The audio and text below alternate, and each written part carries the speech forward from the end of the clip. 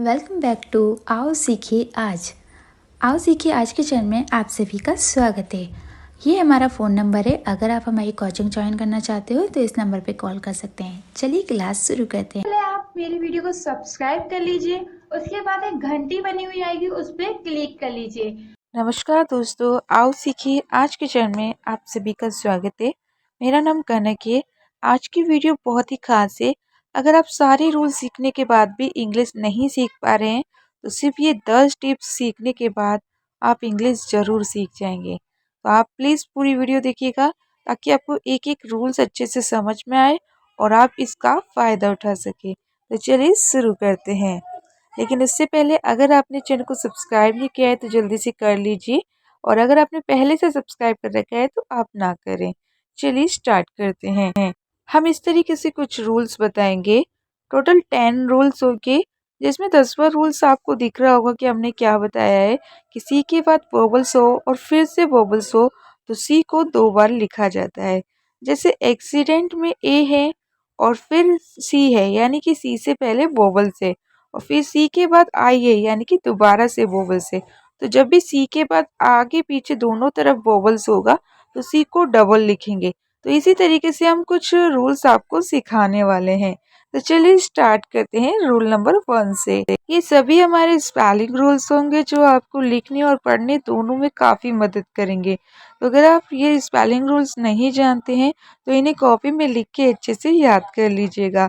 अगर आप हमारी कोचिंग ज्वाइन करना चाहते हैं तो हम कोचिंग भी कराते हैं, और अगर आप बुक लेना चाहते हैं तो उसके लिए भी आप हमें व्हाट्सएप नंबर पे कॉल या मैसेज कर सकते हैं। तो चलिए रूल नंबर 1 से स्टार्ट करते हैं।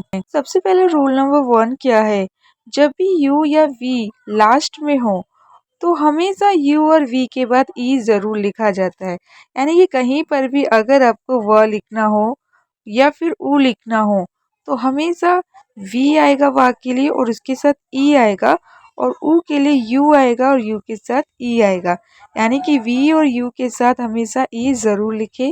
कभी भी बिना यू के साथ ई ना लिखे और बिन सिंगल वी ना लिखे, मतलब खाली वी नहीं लिखना है ना ही खाली यू लिखना है।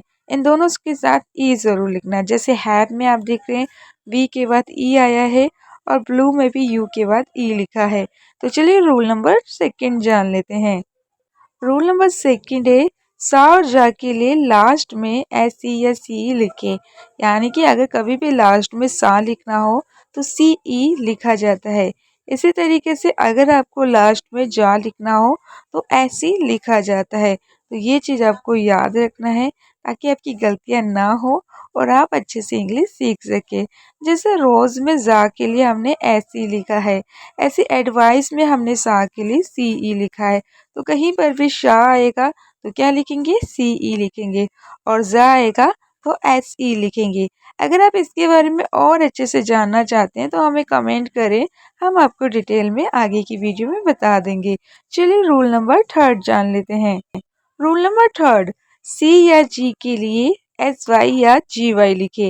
यानी कि अगर कभी भी आपको लास्ट में सी लिखना हो तो सी के लिए सी वाई लिखे, और अगर आपको लास्ट में जी लिखना हो तो जी के लिए जी वाई लिखे। तो अगर कहीं पर भी मान लीजिए जी आ रहा है तो क्या लिखेंगे? एस वाई लिखेंगे।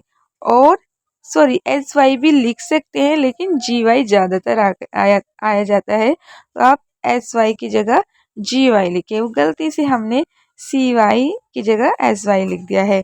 और अगर लास्ट में सी वाई आएगा यानी कि सी लिखा जाएगा तो एस वाई लिखे। कभी भी लास्ट में सी के लिए एस वाई नहीं लिखे, क्योंकि एस वाई का मतलब भी जी होता है और जी वाई का मतलब भी जी होता है, लेकिन ज़्यादातर जी के लिए जी वाई लिखे। ठीक है, तो यहाँ पर आपको समझ में आया। जैसे डेजी है तो डेजी में एस वाई भी लिखा है लेकिन हम जी वाई भी लिख सकते हैं।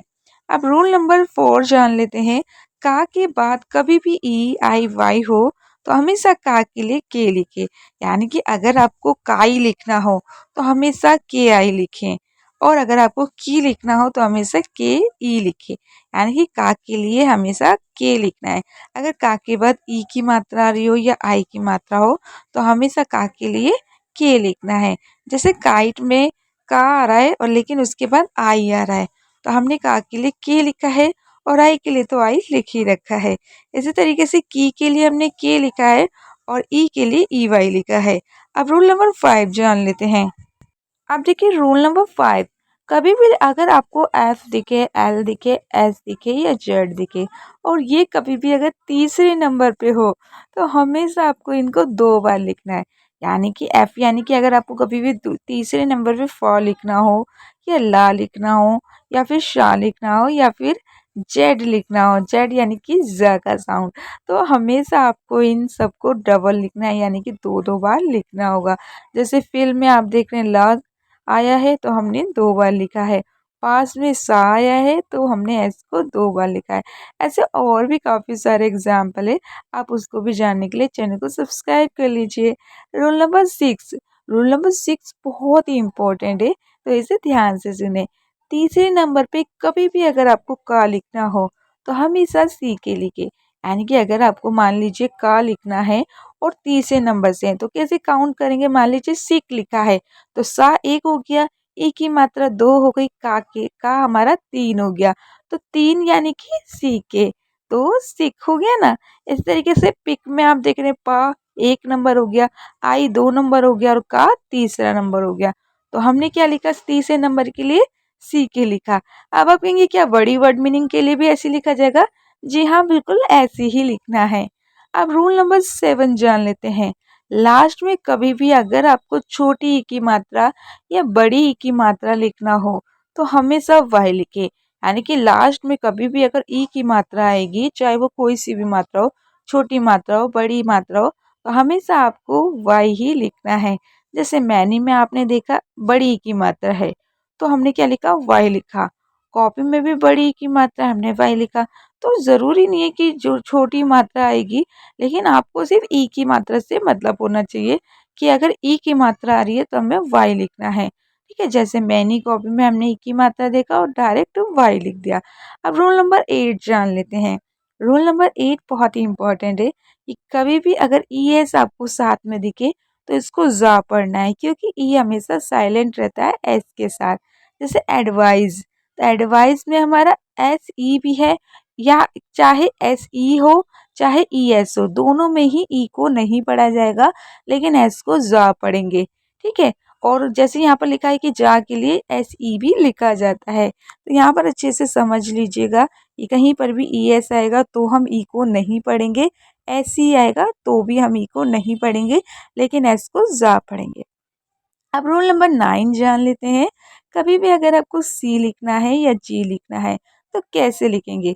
कभी भी अगर आपको किसी भी वर्ड मीनिंग में सी लिखना है शुरू और बीच में तो हमेशा सी के लिए सी आई लिखें। देखिए सी वाई जो होता है वो लास्ट वाला था, ये शुरू और बीच की बात हो रही है। तो जैसे हमने लिखा सिनेमा तो सी के लिए हमने सी आई लिखा। ऐसे अगर कभी भी शुरू और बीच में जी लिखना हो तो जी आई लिखना है। जैसे जिंजर, जिम और भी काफ़ी सारी वर्ड मीनिंग होती है। कई बार जिम के लिए आप कहेंगे कि जी वाई आता है, हाँ जी वाई लिखा जाता है लेकिन वो एक ही वर्ड मीनिंग है, ज़्यादा नहीं है। तो ज़्यादातर जी के लिए आपको जी आई ही लिखना है। ये रूल्स लिख के याद कर लीजिएगा, बहुत ही इम्पोर्टेंट है। अब रूल नंबर 10 आ जाता है जो हमने शुरू में जाना था, तो इसे तो आप जान ही गए हैं कि सी के बाद अगर वोवल्स हो और आगे पीछे दोनों तरफ वोवल्स हो तो हमेशा सी को 2 बार लिखें। अगर आप और भी ऐसे रूल्स जानना चाहते हैं तो हमें कमेंट में यस लिखिए ताकि हम इसका पार्ट 2 लाएं और आपको ऐसे सारे रूल्स बता दें जो आपने कभी सुने भी ना हो और आपकी इंग्लिश बहुत अच्छी हो जाए। तो चलिए फिर मिलते हैं, लेकिन हाँ प्लीज़ चैनल को लाइक और सब्सक्राइब और शेयर कीजिएगा ताकि हम आपकी मदद करते रहें और आप हमारी मदद करें लोगों को और सिखाने में अपने शेयर के थ्रू। तो चलिए फिर मिलते हैं आओ सीखे आज पर।